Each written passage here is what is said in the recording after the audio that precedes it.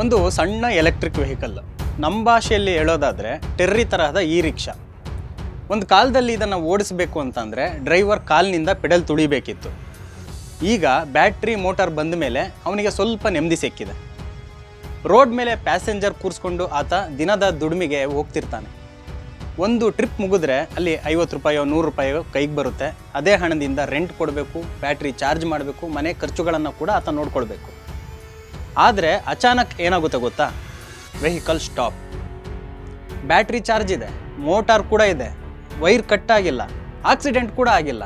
ಆದರೂ ಇಲ್ಲಿ ವೆಹಿಕಲ್ ಮುಂದೆ ಹೋಗ್ತಾ ಇಲ್ಲ. ಡ್ರೈವರ್ಗೋ ಇಲ್ಲಿ ಫುಲ್ ಕನ್ಫ್ಯೂಸು.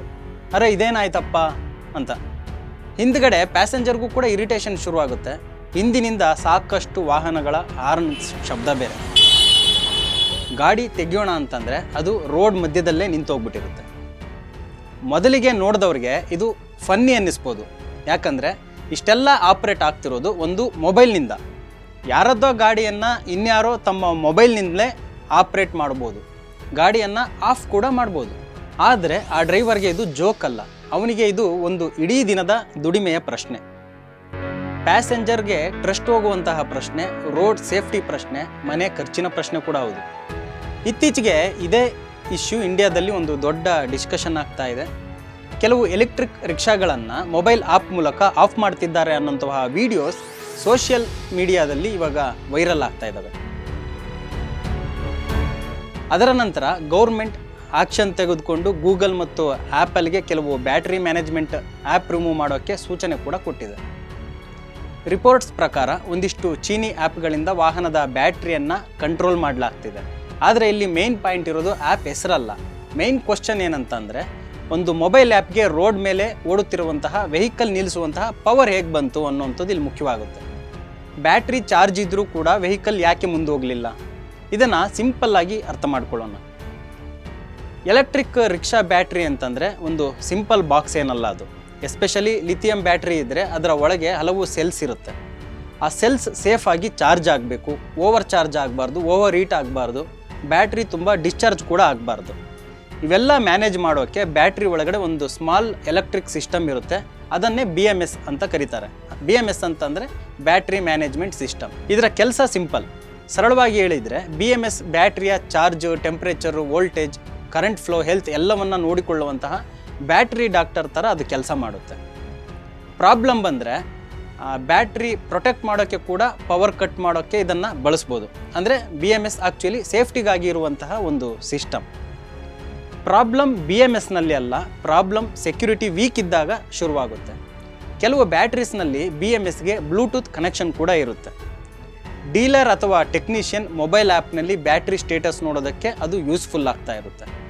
ಬ್ಯಾಟ್ರಿ ಎಷ್ಟು ಚಾರ್ಜ್ ಇದೆ, ಟೆಂಪ್ರೇಚರ್ ನಾರ್ಮಲ್ ಇದೆಯಾ, ವೋಲ್ಟೇಜ್ ಸರಿಯಾಗಿದೆಯಾ, ಇಲ್ಲಿ ಇದಕ್ಕೆ ಸರ್ವಿಸ್ ಬೇಕಾ ಬೇಡವಾ ಅನ್ನೋದೆಲ್ಲವನ್ನು ಕೂಡ ಈ ಆ್ಯಪ್ನಲ್ಲೇ ನೋಡ್ಬೋದು. ಅದೇ ರೀತಿ BMS ಬ್ಲೂಟೂತ್ಗೆ ಪ್ರಾಪರ್ ಪಾಸ್ವರ್ಡ್ ಇಲ್ಲದೆ ಹೋದರೆ ಹೊರಗಿನ ಮೊಬೈಲ್ ಕೂಡ ಕನೆಕ್ಟ್ ಆಗ್ಬೋದು.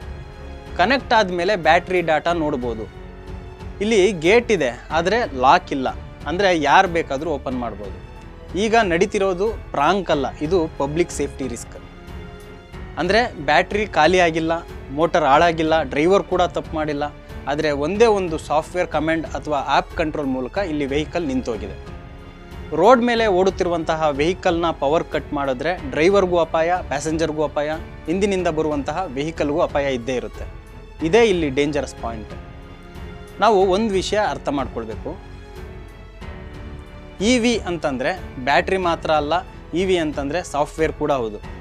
ಎಲೆಕ್ಟ್ರಿಕ್ ವೆಹಿಕಲ್ ಅಂದರೆ ಬ್ಯಾಟ್ರಿ ಮಾತ್ರ ಅಲ್ಲ, ಇಲ್ಲಿ ಬ್ಯಾಟ್ರಿ, ಚಾರ್ಜರ್, ಮೋಟಾರ್, ಆ್ಯಪ್ ಎಲ್ಲವೂ ಸೇರಿ ಇಲ್ಲಿ ಕೆಲಸ ಮಾಡುತ್ತೆ. ಅದರಲ್ಲೊಂದು ವೀಕ್ ಆದರೂ ಕೂಡ ವೆಹಿಕಲ್ ನಿಂತು ಹೋಗ್ಬೋದು. ಬ್ರೇಕ್ ಫೇಲ್ ಆದರೆ ರೋಡ್ ಮೇಲೆ ಕೂಡ ಡೇಂಜರ್. ಅದೇ ರೀತಿ ಸಾಫ್ಟ್ವೇರ್ ಸೆಕ್ಯುರಿಟಿ ಫೇಲ್ ಆದರೂ ಕೂಡ ರೋಡ್ ಮೇಲೆ ಅದು ಡೇಂಜರ್. ಅದಕ್ಕೆ ವೆಹಿಕಲ್ ಮಾರುವಂತಹ ಕಂಪ್ನಿಗಳು ಸೈಬರ್ ಸೇಫ್ಟಿಯನ್ನು ಕೂಡ ಸೀರಿಯಸ್ ಆಗಿ ತೆಗೆದುಕೊಳ್ಬೇಕಾಗುತ್ತೆ. ಆ್ಯಪ್ ಇದೆ, ಬ್ಲೂಟೂತ್ ಇದೆ, ಬ್ಯಾಟ್ರಿ ಸ್ಟೇಟಸ್ ಕೂಡ ಕಾಣುತ್ತೆ ಅಂತ ಹೇಳೋದಷ್ಟೇ ಇಲ್ಲಿ ಸಾಕಾಗಲ್ಲ. ಅದರ ಸೆಕ್ಯುರಿಟಿ ಹೇಗಿದೆ ಅನ್ನೋದು ಕೂಡ ಇಲ್ಲಿ ಇಂಪಾರ್ಟೆಂಟ್. ಇಲ್ಲಿ ಡ್ರೈವರ್ ಫಾಲ್ಟ್ ಅಲ್ಲ, ಅವನು ಸಾಫ್ಟ್ವೇರ್ ಇಂಜಿನಿಯರ್ ಕೂಡ ಅಲ್ಲ, ಅವನು BMS ಎಕ್ಸ್ಪರ್ಟ್ ಕೂಡ ಅಲ್ಲ. ಆದರೂ ಅವನು ದಿನದ ದುಡಿಮೆಗೆ ವೆಹಿಕಲನ್ನು ಓಡಿಸುವಂತಹ ಕಾಮನ್ ಮ್ಯಾನ್. ಅವನ ಮೇಲೆ ಸೆಕ್ಯುರಿಟಿ ಬರ್ಡನ್ ಹಾಕಲೇಬಾರ್ದಿಲ್ಲಿ.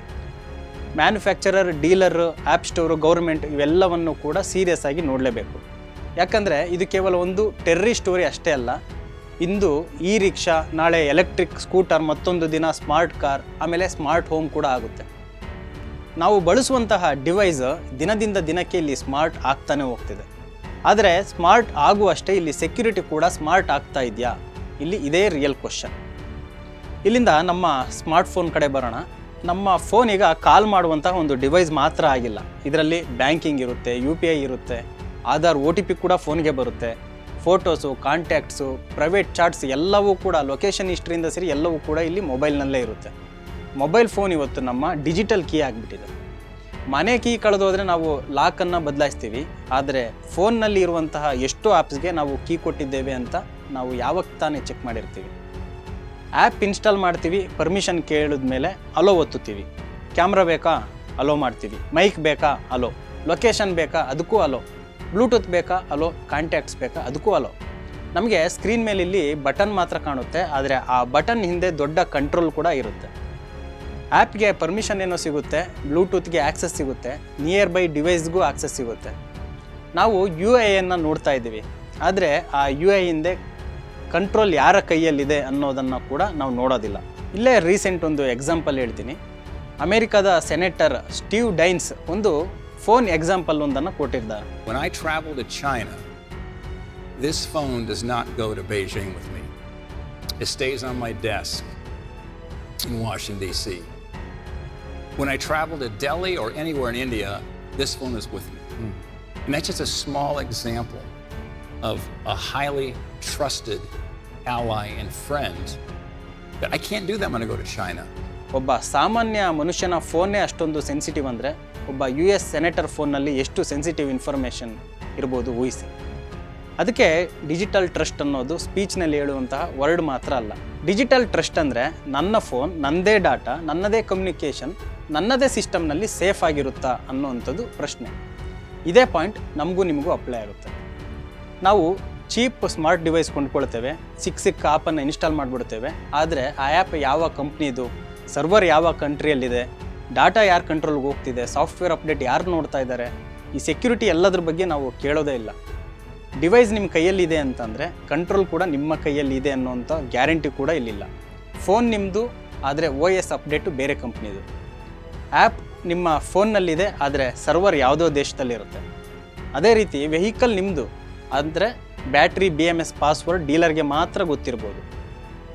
ಇಲ್ಲಿ ಕ್ಯಾಮ್ರಾ ನಿಮ್ಮ ಮನೆಯಲ್ಲಿದೆ, ಆದರೆ ವಿಡಿಯೋ ಫೀಡ್ ಯಾವ ಸರ್ವರ್ಗೆ ಹೋಗ್ತಿದೆ ಅನ್ನೋದು ಕೂಡ ನಮಗೂ ನಿಮಗೂ ಗೊತ್ತೇ ಇರಲ್ಲ. ನಮಗೆ ಸ್ಮಾರ್ಟ್ ಇಂಡಿಯಾ ಬೇಕು, ಆದರೆ ಸ್ಮಾರ್ಟ್ ಟೆಕ್ನಾಲಜಿಗೆ ಸ್ಮಾರ್ಟ್ ಸೆಕ್ಯೂರಿಟಿನೇ ಇಲ್ಲ ಇಲ್ಲಿ. ಒಬ್ಬ ಇ ರಿಕ್ಷಾ ಡ್ರೈವರ್ಗೆ ಇಂದು ಆಗಿದ್ದು ನಾಳೆ ನಮ್ಮಲ್ಲಿ ನಿಮ್ಮಲ್ಲಿ ಯಾರಿಗೆ ಬೇಕಾದರೂ ಆಗ್ಬೋದು. ಯಾಕಂದರೆ ವಿಷಯ ಬ್ಯಾಟ್ರಿ ಆಫ್ ಹೋಗೋದು ಮಾತ್ರ ಅಲ್ಲ, ಇಲ್ಲಿರೋ ಮುಖ್ಯವಾದ ವಿಷಯ ಏನಂತಂದರೆ ನಮ್ಮ ಬದುಕಿನ ಸ್ವಿಚ್ ಯಾರ ಕೈಯಲ್ಲಿದೆ ಅನ್ನೋವಂಥದ್ದು. ನಿಮ್ಮ ಫೋನ್ ನಿಮ್ಮ ಅಸಿಸ್ಟೆಂಟ್ ಆಗಿರಬೇಕು, ಆದರೆ ಯಾರ್ದೋ ರಿಮೋಟ್ ಕಂಟ್ರೋಲ್ ಆಗಿರಬಾರ್ದು. ನಿಮ್ಮ ವೆಹಿಕಲ್ ನಿಮ್ಮ ಕಮಾಂಡ್ನಲ್ಲಿರಬೇಕು, ಅನ್ನೋನ್ ಆ್ಯಪ್ ಕಮಾಂಡ್ನಲ್ಲಿ ಇರಬಾರ್ದು. ಸೊ ಸ್ಮಾರ್ಟ್ ಡಿವೈಸ್ಗಳ ಬಗ್ಗೆ ಸ್ವಲ್ಪ ಹುಷಾರಾಗಿರಿ. ಇಂಥ ಇನ್ನಷ್ಟು ವಿಭಿನ್ನ ವಿಶಿಷ್ಟ ಮಾಹಿತಿಗಾಗಿ ನೋಡ್ತಾ ಇರಿ ಅಶ್ವವೇಗ ನ್ಯೂಸ್.